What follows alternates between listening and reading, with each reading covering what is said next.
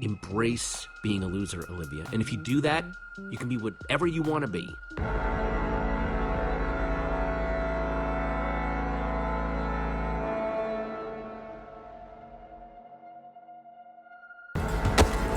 Hey, give him to me now. Just die already! Oh, wait, shit. This is meant to be a kid's game. I got carried away there.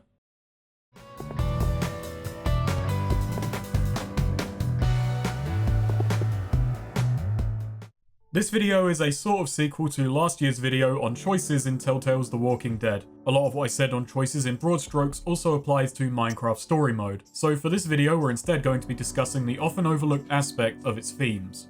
A personal note, because while I have covered kids media before, I have often done so with a more general focus, being able to talk about gameplay and such. Gameplay can also translate up for adults in games more so than a childish story. This video is about story and reception, however. As someone who didn't like Toy Story as a kid but watched Rat Race, Rush Hour, and Fierce Creatures more than 5 times each, if not more, I think I'm just as qualified as anyone on the platform to discuss this.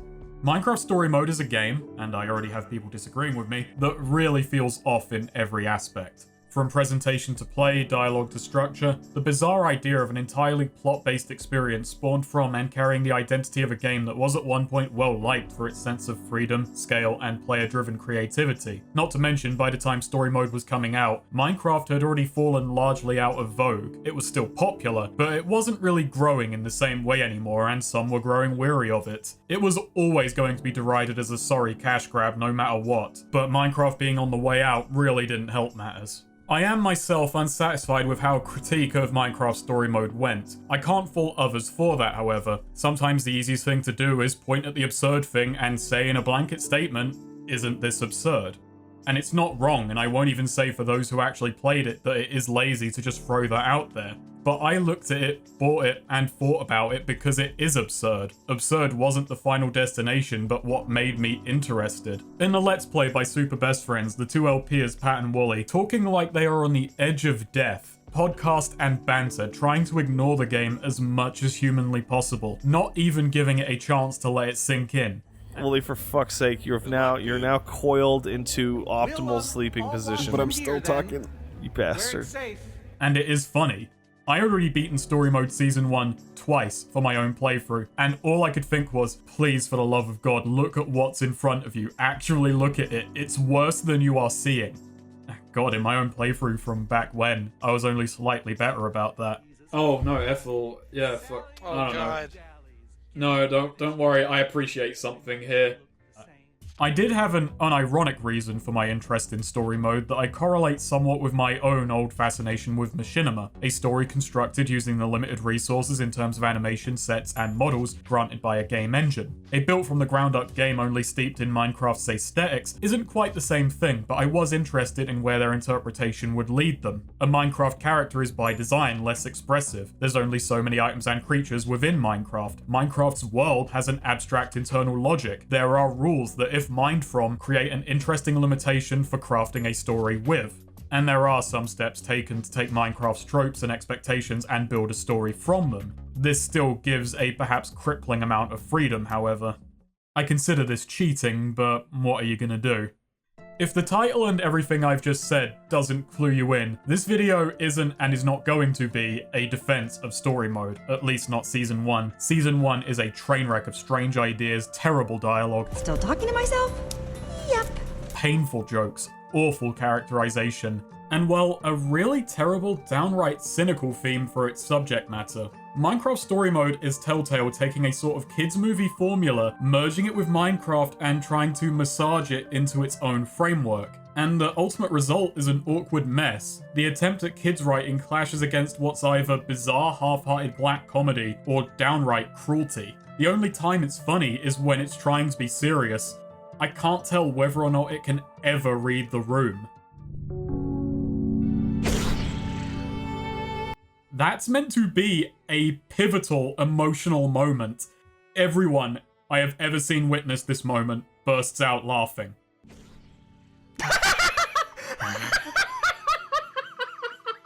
It's the highlight. The story of Season 1 is a pretty simple affair. The opening goes over the legend of the Order of the Stone, legendary heroes in setting. They effectively win Minecraft, cementing their status, and then it says that as one story ends, another begins. We zoom to a treehouse where an oft-repeated Reddit joke of the time is quizzed to you as your opening dialogue choice. Would you rather fight 100 chicken-sized zombies or 10 zombie-sized chickens? Immediately, you've got a strange juxtaposition that you would have to confront if that line didn't squeeze the ability to care right out of you. It's just a hypothetical question, Jesse. We play as Jesse. They are your kids' movie every person protagonist. Their view of the world is limited, but they have friends, a talent, and a wish to improve their lot in life. Near the start of the game, you win or lose a building competition and wind up at Endercon. Get ripped off as you go along on a job with professional adventurer Petra, and from there you stumble upon the machinations of Ivor. He wants to take revenge on the Order of the Stone for an unknown motive, and he's willing to unleash a world-ending apocalyptic monster to do it. It's meant to just be a threat, he has the means to subdue it handy, but he quickly loses that.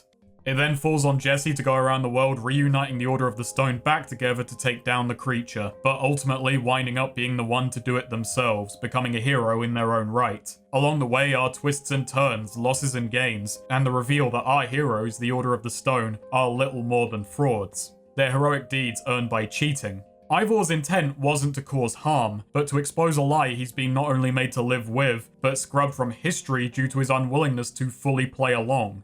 One of the final choices of the main story, not the game mind, is whether to let people go on believing in the facade, or to reveal that the Order of the Stone has been a sham. Before, either way, you get crowned the new Order of the Stone. This is on episode 4, of 8 if you include DLC. Kids' films can have dark messages, but the message and ultimate theme of story mode winds up being the awkwardly handled and weirdly inappropriate lesson to not trust your heroes. In fact, to trust in basically nobody. The actual stated theme is that over time, stories get rewritten and distorted, but how it all plays out is incredibly cynical. In universe, this isn't a millennia-old tale being reinterpreted. The heroes who carried out the tale are not only still alive, but still adventuring, active in lying about it and profiting from this deception. So the Order of the Stone are liars. Ivor, the character who seeks redemption for himself and for them, is willing to risk an apocalypse to do so, and leaves the game on something of a betrayal. A majority of the NPCs you meet are unhelpful and duplicitous, treating neither you or yours with anything approaching respect. In episode 2, you can send a woman sitting on a flying machine into the sky with no way back down. It's actually one of the funnier jokes, perhaps unintentionally, but no one pays any mind to what looks essentially like murder. Telltale winds up looking as at odds as the audience does with the idea of a Minecraft story, and so winds up creating an utterly nihilistic and unpleasant plot with it. For kids. Throughout the story, with the locations and setups used, story mode is always uncomfortable, like it's trapped in a Minecraft skin and is constantly rubbing against the edges of what it can do with it. It doesn't utilize its source material except in the most surface level of ways, and it really doesn't gain much when it does. It doesn't feel like a celebration of its source material, but like it, more than anyone, is tired with Minecraft. If you play Jesse like a psychopath, they sort of exemplify the problem this game has while becoming the most fascinating character within it. When your pet pig is threatened, you can draw a blade on the man doing it, which Jesse does without hesitation. In episode 5, you can drag one of the episode's villains kicking and screaming to the edge of the world and send them right off of it. I thought you were the good guys!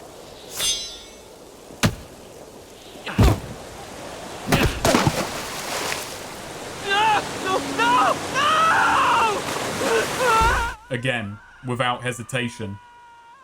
Jesse by that point is cold, hardened, and one of the most powerful characters in the fiction. But what about you? Are you my friend? Sure. That's the best thing I've heard in years. You can lie, be petty, be downright cruel, and the story sort of goes right along with you.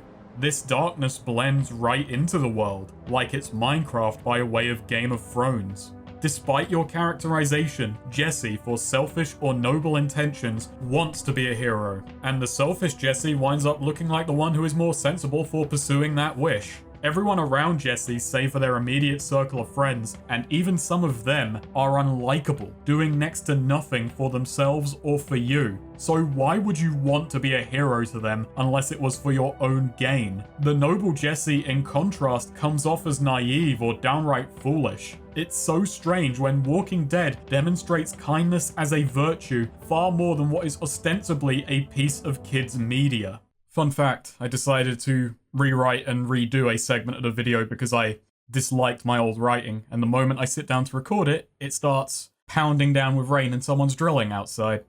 Let's see how they go.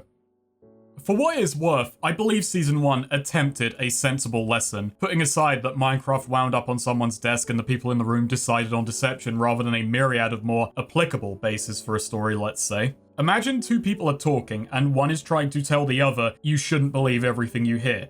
That isn't a bad lesson, especially for kids, who I still somehow believe are the target audience of all this. But this person has been lied to and manipulated so much that the message winds up sounding paranoid, confrontational, and, well, unreasonable.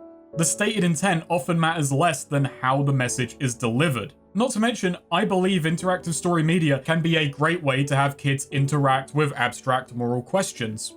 Now, while your answers can't be abstract, you have 3 or 4 set in stone answers, which are often half-hearted nothings. A person playing is still thinking as themselves and still participating with the narrative. I'm willing to bet everyone is not picking the answers they do fully agreeing with any of them, but agreeing as close to the grey area they exist in allows. The strange conclusion also never really ties that theme into a bow. The lesson is just sort of hanging in the air. You've now become the heroes you wanted, a lot of people suffered to that end, mostly not your fault, and no one is really held accountable for what happened along the way. The whole thing leaves a really bitter taste where to even question the moral of what happened would unravel so much of the plot and just create a bunch of difficult questions, so it just skips over it.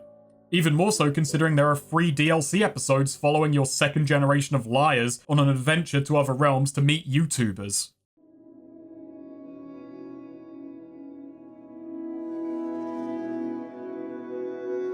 Before we go on to Season 2, I just looked at my bookshelf and I spotted this. I've owned this for a while. I wanted to use it for a joke somewhere, but, well, as you can see, it's a bit dusty. This book is rather boring, actually. I haven't finished it, and I can't claim I made a strong attempt to do so. But insofar as I got, I realized it was Robinson Crusoe by way of Minecraft. Robinson Crusoe, if you like. A man is transported into the world of Minecraft and has to develop survival strategies while grasping with the strange, otherworldly logic of Minecraft. I sniffed again and suddenly felt comforted. Everything was alien. Up to that point, everything around me, including me. This wasn't. This one sensation was familiar.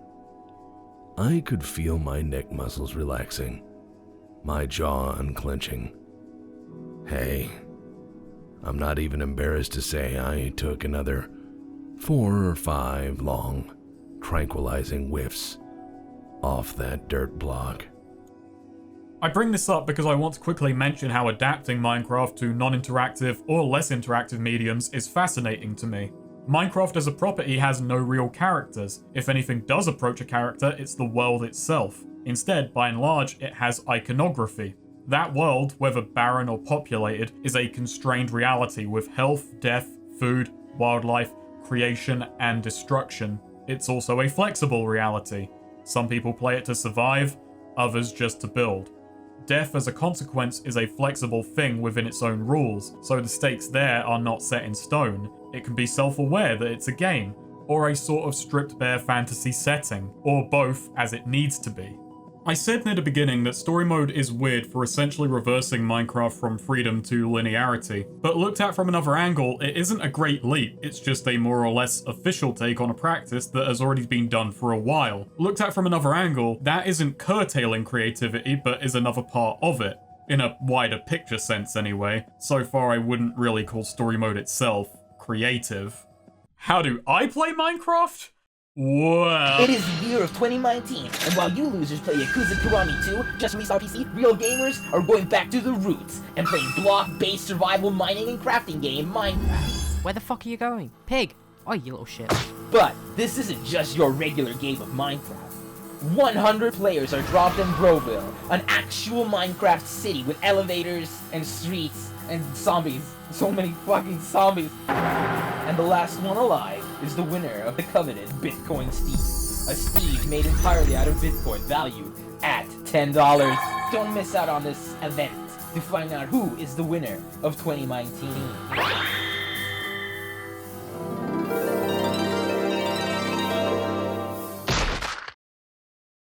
And on a metatextual level, enough people know what Minecraft is and how it works that setting a story within Minecraft does a lot of lifting for whoever is authoring that story, how things work and what things do. And while it is a constrained reality, there is still a lot of space to work within it. It's not defined by set characters or people, but through whatever anyone who picks it up does with it. It's a game of self-expression, and as such, there are likely just as many right ways to do a story with Minecraft as there are objectively wrong ones, insofar as there can be an objectively wrong story. As one of the most recognizable properties in the world, it really isn't a surprise that Minecraft gets adapted as much as it does, and with as much variety as it does, parody or otherwise. Before the big boys came along, there were a ton of amateur efforts that demonstrated this freedom. The thing is, Season 1 is bad on its own merits. Being set in Minecraft just makes it funnier. So, let's talk about Season 2 instead.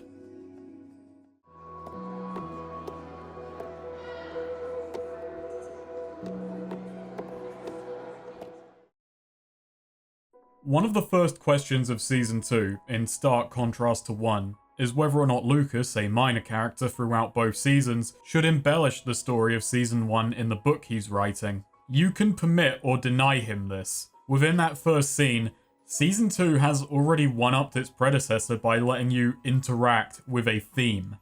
Unlike Season 1, I wasn't waiting to play what I assumed to be a train wreck. It came out, I got the wrong idea that it was a story about an underwater civilization, and I stopped caring. Sorry, Lovecraft.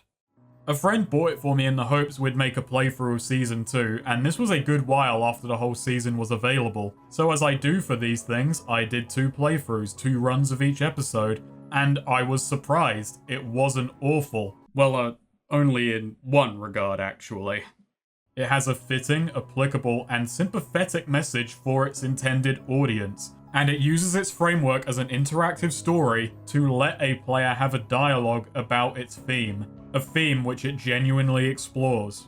Now, it still has terrible jokes, annoying characters, inconsequential choices, but in this one regard, it's actually very good at what it's doing. I say that with little reservation. Season 2 has a good amount of heart and earnestness in what it wants to get across, and even as it is held back by several factors, it delivers its message clearly and with little muddying of intent. While the whole Minecraft bit is still awkward, it does actually creatively leverage and toy with Minecraft's assets and weave them into its story. Season 1 feels like a bog-standard narrative but wearing a Minecraft skin. Season 2 feels like a story more in line with its source material. It's not quite a story only Minecraft can tell, but a lot closer to it. It still has to bend Minecraft's rules, but actually tends to give reason and back up why. And when it does so, it does it to achieve an effect, rather than feeling like a sign of creative strain. While Jesse is still the player character, the story primarily follows Petra, a minor character from Season 1 given far greater prominence here. Over the course of Season 1, Petra started as stoic, someone Jesse could aspire to with their exciting job, non-stop adventuring, and competence. But over the season, she came to work with and be a part of Jesse's circle. Now several years on, Jesse is the leader of Beacon Town, a bustling city. Everyone important in Season 1 now holds important positions the world over. They have newfound obligations. But Petra hasn't really changed since the events of the last title several years earlier. She begrudges that everyone she knew from back then has found a new calling and can't really get together as often. She at some point started longing for that friendship. Everyone has advanced but her. Even Jesse, who once looked up to her, is now her equal in everything she can do, if not someone who easily outclasses her. Lifting her spirits, the two of you go off on a little adventure, and wind up with a gauntlet stuck to Jesse's hand and a lot of questions. You set off to consult with Jack, an old hat at adventuring, and he leads you to an underwater temple, which only serves to awaken the admin, who tries to flood the temple with everyone inside. Retreating back to Beacon Town with the admin in pursuit, Jesse secures what seems like a victory over the admin, but it's short-lived, and the world is plunged into eternal night. Unless Jesse and crew climb a tower to clear the admin's challenges. Jesse does so, but breaks a rule along the way, so he and several others are sent to a prison in hell, with the admin stealing Jesse's appearance, brainwashing a companion, and heading to Beacon Town. Following a breakout, we wind up in what is the old world, which the admin paved over when his friends wanted to move on to other things. He abandoned his humanity and left everyone behind to die. Finally, the season ends with a group sneaking back into Beacon Town from below, where in a final confrontation you can give the admin redemption, or death. Which is still a little bit harsh, but as I said, this season isn't landing everything. Goodbye, Romeo. Season 2 does a lot better than Season 1, however. Its setting and set pieces are more inventive and engaging, yet don't feel at odds with being within Minecraft. It still remixes elements to get more out of it, but it embraces its subject matter a lot more readily, going from a fun, light-hearted adventure to puzzle solving and dungeon delving, to a prison break, to a post-apocalypse, and then finally to a stealth-oriented story of revolution. It actually mines a lot of possibilities out of its setting, while not feeling too out of place.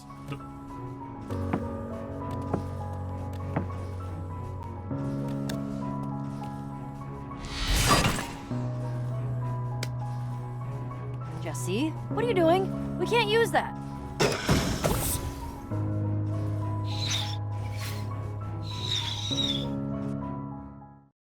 The villain, being the admin as opposed to a made-up creature, gives everything an immediate grounding while still allowing for a really dynamic threat and a lot of freedom in the situations they can present. This is not an unthinking monster. This is a person mad with power but still capable of reason, and he is someone who went through what the current cast of characters is currently contending with. The message of Season 2, as opposed to Season 1's cynical and somewhat distant message of distrust, is instead a lot more graspable, least of all because it actually has an active role in a lot of the moment-to-moment beats in the narrative. Over time, people change. Over time, people may become distant, but never force people to be your friends. Just trust that they still are. For a kid who is into Minecraft, who may have friends they play with, who may have friends that are finding things outside of that to define them, that's a very good lesson. And the game reflects this narrative through the heroes, the antagonists, and the secondary characters you meet along the way, exploring it from different angles, putting spins on their relationships. And not just that, the game opens a dialogue with the player over this, letting them engage with their own feelings on the matter, telling them that it's okay to feel sad or scared of that change, but to make good efforts for yourself and others. By making the villain an admin, playing it up as though this is a Minecraft server, it toes a line between making this a story taking place in a purely fictional world or our world via a video game. It gives it a curious duality that doesn't really hurt its message but could well make it more relatable to a child playing. The admin attempted to force his friends to remain by his side, and this pushiness only led to pain and suffering for everyone involved. Then he usurps Jesse's place out of a hollow jealousy. Jesse's old friends are absent for a lot of the runtime, reflecting this theme of people moving on, and this can be met by Jesse with his own longing to hang out more often. When in episode 5 you return to Beacon Town, you see the admin about to repeat history with Jesse's old circle of friends, and they are suspicious as to why Jesse is acting so strangely. And generally, Season 2 is just a lot more pleasant. Just trust me on that, okay? Because I'm not kidding. Cutting down heavily on cynicism, even those who are cruel are given at the very least a sympathetic motivation. In Season 1, bastards are bastards. In Season 2, bastards are people, flawed and awkward and acting for the most part in good faith. Season 2 is a lot less ironically enjoyable than Season 1 due to a lot of this. It's never as clumsy, never as stupid, in many ways never as daring. Even the player is reined in, you cannot be as cruel. A lot of your actions are predicated onto actual choices rather than being mean versus being naive. When everyone but you is out of action, do you jump to your friend hanging from a ledge, or to the less capable group of adventurers who are in the line of fire right now? That isn't a question of cruelty, that's a question of who do you think needs the most help.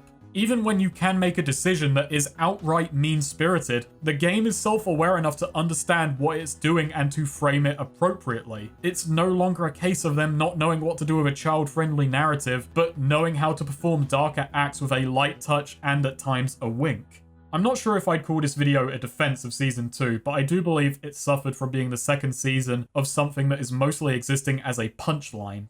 A discussion I had with my co-commentator Noonem during Season 1 has always sort of summed up the strange experience story mode has to me. We were essentially talking about whether or not this game was good enough to occupy a child's time, and I said a sort of reserved yes until I realized moments later, I have Minecraft installed on my computer, not story mode, Minecraft.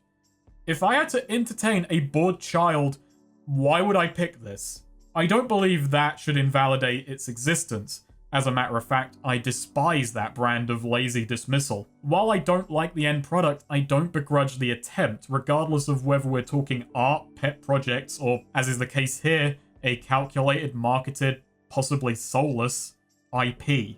But when I look at Season 2, even if it is being churned out soullessly, it has a good message that it really delves into, and in an interactive medium, it genuinely does let the player come to their own thoughts and feelings on its subject matter while gently nudging them towards a fitting thematic conclusion. It's one of the oddest things about it, because on all sides still exist the aforementioned terrible jokes, annoying characters, and well, whenever it tries to make Minecraft feel epic, it's often farcical, but at times, it somehow works.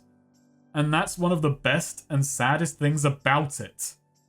And that's all I have to say about Minecraft Story Mode Season 2. Still bad, but good at what it wants to say.